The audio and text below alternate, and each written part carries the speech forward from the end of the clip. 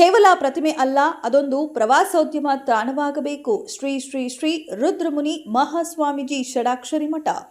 ಮುಖ್ಯಮಂತ್ರಿ ಸಿದ್ದರಾಮಯ್ಯ ಅವರ doctor B R Ambedkar ಬೃಹತ್ ಪ್ರತಿಮೆ ನಿರ್ಮಾಣವನ್ನು ಮಾಡುವುದಕ್ಕೆ ಘೋಷಣೆ ಮಾಡಿದ್ದು, ತಿಪಟೂರಿನ ಕರ್ನಾಟಕ ಭೀಮಸೇನೆಯು ವತಿಯಿಂದ ಶ್ರೀ ಷಡಾಕ್ಷರಿ ಮಠದಲ್ಲಿ ಪತ್ರಿಕಾಗೋಷ್ಠಿ ಆಯೋಜಿಸಲಾಗಿತ್ತು.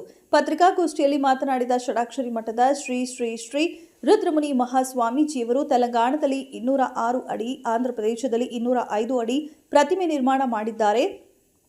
ಅದೇ ಮಾದರಿಯಲ್ಲಿ ನಮ್ಮ ಕರ್ನಾಟಕದಲ್ಲೂ ಸಹ ಮಾನ್ಯ ಮುಖ್ಯಮಂತ್ರಿ ಸಿದ್ದರಾಮಯ್ಯ ಅವರು ಸಹ ಡಾಕ್ಟರ್ ಬಿಆರ್ ಅಂಬೇಡ್ಕರ್ ಅವರ ಬೃಹತ್ ಪ್ರತಿಮೆ ನಿರ್ಮಾಣ ಮಾಡುವುದಕ್ಕೆ ಘೋಷಣೆ ಮಾಡಿದ್ದು ಹೆಮ್ಮೆಯ ಸಂಗತಿ. ಕೇವಲ ಪ್ರತಿಮೆ ಅಲ್ಲ, ಅದೊಂದು ಪ್ರವಾಸೋದ್ಯಮ ತಾಣವಾಗಿ ಮಾಡಿದ್ರೆ ಜನರುಗಳಿಗೆ ಇನ್ನೂ ಒಳಿತಾಗತ್ತೆ ಮತ್ತು ಅಂಬೇಡ್ಕರ್ ಅವರ ಜೀವನದ ಪುಸ್ತಕಗಳನ್ನು ಇಟ್ಟು ಜಾರುಗಳಿಗೆ ಓದುವುದಕ್ಕೆ ಅವಕಾಶವನ್ನ ಮಾಡಿ ಪ್ರವಾಸಿ ತಾಣವನ್ನಾಗಿಸಬೇಕು. ಬಹಳ ದಿನದ ಕನಸಾಗಿತ್ತು, ಇದೀಗ ನಿಧಾನವಾಗಿದೆ. ಇರಲಿ, ಈ ಶೀಘ್ರದಲ್ಲಿ ಬೇಗನೆ ಪ್ರತಿಮೆ ನಿರ್ಮಾಣ ಕಾರ್ಯವಾಗಲಿ ಎಂದು ಮುಖ್ಯಮಂತ್ರಿ ಅವರಿಗೆ ತಿಳಿಸಿದರು. ವರದಿ ಮಂಜುನಾಥ್ ಡಿ.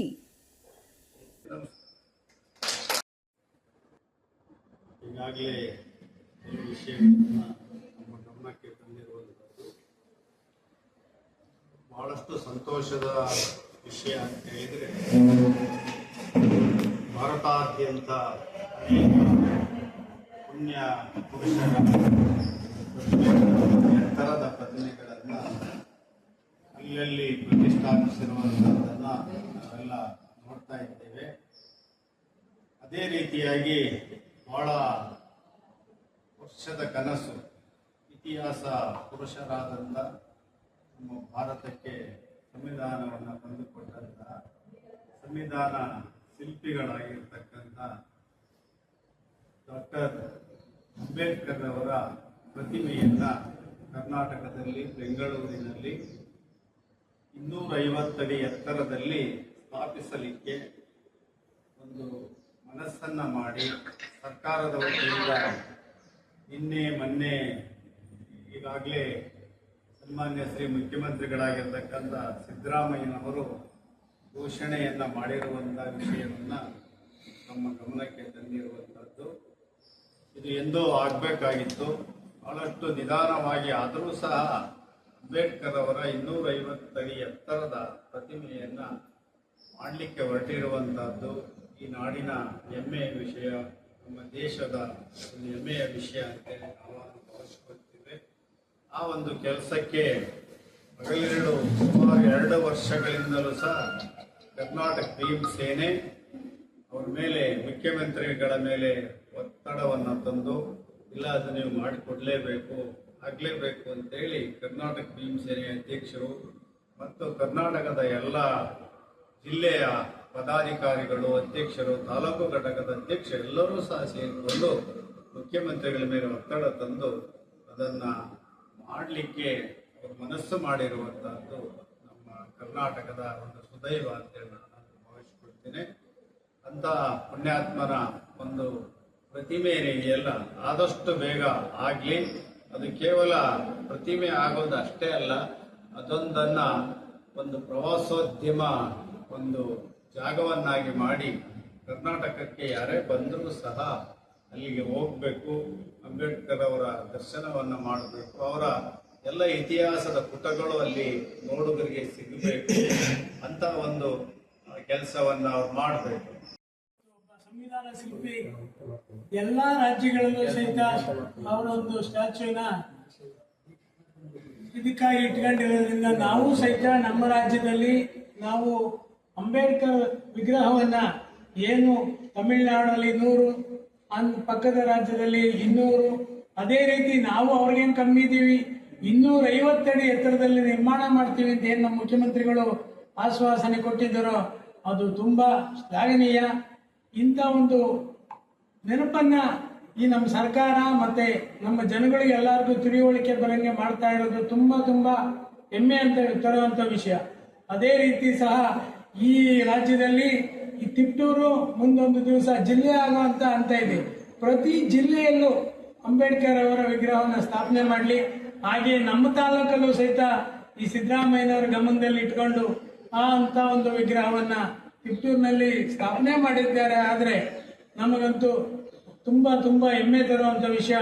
ಯಾಕಂದ್ರೆ ಇಲ್ಲಿ ತಿಪ್ಟೂರಲ್ಲಿ ಮಾಡಬೇಕು ಅನ್ನೋದು ನಮ್ಮ ತಾಲೂಕು ಘಟಕದ ಅಧ್ಯಕ್ಷರು, ಉಪಾಧ್ಯಕ್ಷರು ಮತ್ತು ಎಲ್ಲ ಪದಾಧಿಕಾರಿಗಳು 2-3 ವರ್ಷದಿಂದ ಶ್ರಮಪಟ್ಟ ಒಂದು ಶ್ರಮದ ಫಲ ಇದು. ಹಂಗಾಗಿ ಈ ನಮ್ಮ ತಾಲೂಕಲ್ಲೂ ಸಹಿತ ಈ ಒಂದು ವಿಗ್ರಹವನ್ನು ಸ್ಥಾಪನೆ ಮಾಡಿದರೆ ನಮ್ಮೆಲ್ಲರ ಒಂದು ತುಂಬಾ ಅಭಿಮತದ ಒಂದು ಹೆಮ್ಮೆಯ ವಿಷಯ. ಅದೇ ರೀತಿ ನಮ್ಮ ಗುರುಗಳು ಸಹ ಈಗ ಹೇಳಿದ್ದಾರೆ, ಏನು ನಮ್ಗೆ ಈ ರಾಜ್ಯದಲ್ಲಿ ಮಾಡೋದು ತುಂಬಾ ಒಳ್ಳೆಯದು, ಮತ್ತೆ ಸಂವಿಧಾನದ ಎಲ್ಲ ಅವರ ಜೀವನ ಚರಿತ್ರೆಯನ್ನ ಇದನ್ನ ಇಟ್ಕೊಂಡು ಅಲ್ಲಿ ನೋಡುವಂತ ಪ್ರೇಕ್ಷಣೀಯ ಸ್ಥಳ ಆಗಬೇಕು ಅಂತ ಇಟ್ಕೊಂಡು ಅಲ್ಲಿ ಮಾಡಬೇಕು ಅಂತ ಗುರುಗಳು ಹೇಳಿದರು. ಅದೇ ತರದಲ್ಲಿ ನಮಗೂ ಅದು ಅಂತ ಒಂದು ಕ್ಷೇತ್ರವನ್ನು ಮಾಡಿಕೊಟ್ರೆ ನಮಗೂ ಈ ರಾಜ್ಯ ಸರ್ಕಾರಕ್ಕೆ ಮತ್ತೆ ಇವತ್ತಿನ ಮುಖ್ಯಮಂತ್ರಿಗಳಿಗೆ ತುಂಬಾ ಆಭಾರಿಯಾಗಿರ್ತೀವಿ.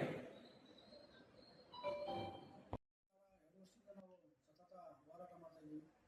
ಕರ್ನಾಟಕ ಸರ್ಕಾರದ ಮೇಲೆ ಒತ್ತಾಯ ಮಾಡ್ತಾ ಇದ್ದೀವಿ. ಏನಪ್ಪ ವಿಷಯ ಅಂದರೆ, ತೆಲಂಗಾಣದಲ್ಲಿ 206 ಅಡಿ ಪ್ರತಿಮೆ ಮಾಡಿದ್ದಾರೆ ಅಂಬೇಡ್ಕರ್ ಸಾಹೇಬರು. ಹಾಗೆ ಆಂಧ್ರ ಪ್ರದೇಶದಲ್ಲಿ 205 ಅಡಿ ಮಾಡಿದ್ದಾರೆ. ಅದೇ ಮಾದರಿಯಲ್ಲಿ ನಮ್ಮ ಕರ್ನಾಟಕದಲ್ಲಿ 250 ಅಡಿ ಪ್ರತಿಮೆ ಮಾಡಿ ಅಂತ ನಾವು ಸಿದ್ದರಾಮಯ್ಯ ಸಾಹೇಬರಿಗೆ ಮತ್ತು ಕಾಂಗ್ರೆಸ್ ಸರ್ಕಾರ ಪ್ರತಿಯೊಬ್ಬರು ನಾವು ಗಣ್ಯರಿಗೆ ಮನವಿ ಕೊಟ್ಟಿದ್ವಿ.